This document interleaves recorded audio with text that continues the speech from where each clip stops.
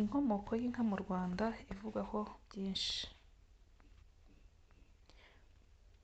Benshi bakunda gusoma ibijyanye n'inkomoko y'u Rwanda bakunda guhura n'igitekerezo cy'ibimanuka ahavugwamo ko byageze mu Rwanda biturutse mu ijuru. Mu gitabo Inganji Kalinga cyanditswe na Kagame Alexis havugwamo uburyo ibimanuka byaje nk'inkomoko y'iryo zina. Musenyeri Alexis Kagame avuga ko ibimanuka byageze mu mubari wo kwa Kabeja mu ntara y'Iburasirazuba ubu bayobowe n'uwitwa Kirwa ari we bita Sabizeze. Icyo gihe ngo Sabizeze yari amaze kumenya ko yavuye mu mutima w'imfizi bashyize mu gicuba cy'amata kuko nyina Gasani yari amaze igihe ari ingumba. Musenyeri Kagame avuga ko mu kumanuka Sabizeze yafashe amatungo n'inyamaswa byari mu ijuru azana ikigore n'ikigabo ariho yafashemo n'imfizi n'insumba yayo abimanukana ku isi. Dore uko igitabo Inganji Kalinga kibivuga: ajya mu biraro by'inka ayobora imfizi Rugira n'insumba yayo Ingiza, ajyana n'imfizi y'intama Mudende n'iyayo Nyabuhoro, ajyana n'isekurume y'ihene Rugeyo n'isake Mugambira n'Inyange. Amaze gukoranya ibyo byose akora ku muvandimwe we. Ugeze aha ubona ko inka zaturutse mu ijuru. Ukurikije igitekerezo cy'ibimanuka, ni igitekerezo byakumvikanisha ko n'abandi matungo yaba yaraturutse mu ijuru kuko bavugamo intama n'andi matungo Sabizeze yamanukanye ku isi. Nyamara iyo ukomeje n'igitekerezo kivugwa mu Nganji Kalinga, hari aho usanga bavuga ko inka zaba zaraturukaga mu iriba rya Gipfuna riherereye mu ntara y'Amajyaruguru. Bongera kuvuga ibijyanye n'inka iyo bageze kuri Gihanga. Ukurikije iki gitekerezo, Gihanga ari mu gisekuru cya 11 uvuye kuri Sabizeze bita Kirwa. Gusa hari igisekuru kivugwa ariko ntubone inkomoko yabo mu bindi byanditswe.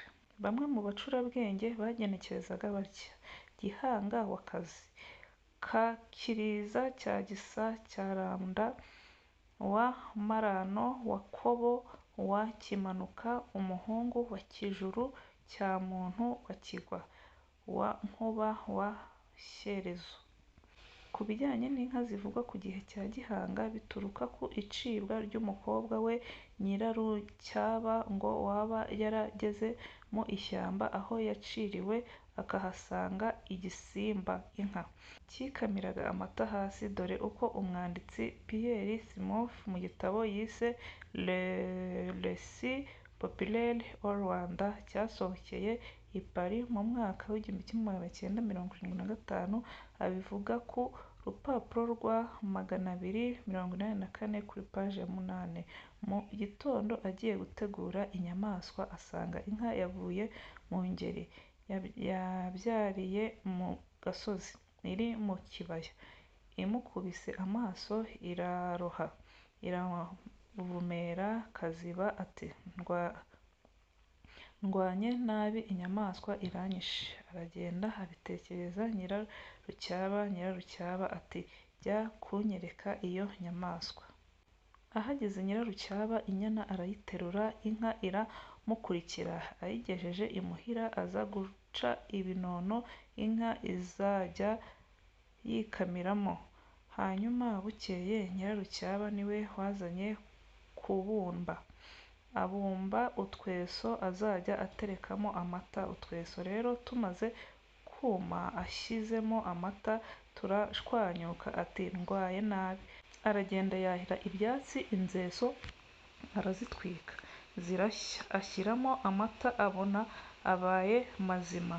Inka igakamwa birenze. Iyo ugeze aha usanga ko inka zaturutse mu Ingeri rwagati mu kiyaga. Mu gitekerezo cyaho inka zakomotse bavuga ko iyo nka yaba yaraturutse mu iriba rya Gipfuna. Iri rikaba Abanyarwanda bemeraga cyane ko ariho haturutse inka ndetse rikaba ryaranakorerwagaho imihango gakondo. Iyo bavuga ko kandi ibijyanye na Gihanga bagira bati Gihanga cyahanze inka n'ingoma. Aha ukabona utakwemeza ko Gihanga ari we wahanze inka kuko n'iki gitekerezo kivuga ko inka yavumbuwe na Kazigaba wahuriye na Nyirarucyaba mu ishyamba aho yari yaraciriwe. Ikindi ni uko amata bavuga ko Nyirarucyaba yaramije se yasanze agiye gupfa bivuga ko se ntacyo azi kuri iyo nka n'amata yayo. Ikindi ukurikije ibyanditswe n'abashakashatsi ni uko nta nkuru y'iyororoka ry'inka zazanywe n'ibimanuka kugeza icyo gihe. Kugeza ubu nta bashakashatsi baragaragaza aho inka yaba yarakomotse. Cyakora abashakashatsi bakoze ubushakashatsi ku nkomoko y'inka bagaragaza ko yaba yarakomotse ku gisimba bita oroch. Bagenekereje ko haba hashize imyaka irenga ibihumbi 10 kibayeho. Abashakashatsi mu binyabuzima Ruth Bolongino, Jacoshim Burger, Adam Powell, Marjane Mashkol, Jean-Denis Vigne na McG Thomas wo muri Kaminuza ya Oxford bagaragaje ko ibimenyetso bya ADN bigaragaza ko inka zikomoka kuri ibyo bisimba. Gusa bakavuga ko byari bigoye kubyorora mu ngo. Ntawabashaga kugaragaza uburyo ikiremwa muntu cy'icyo gihe cyabashije guhindura kamere y'ibyo bisimba byaje kuvamo inka.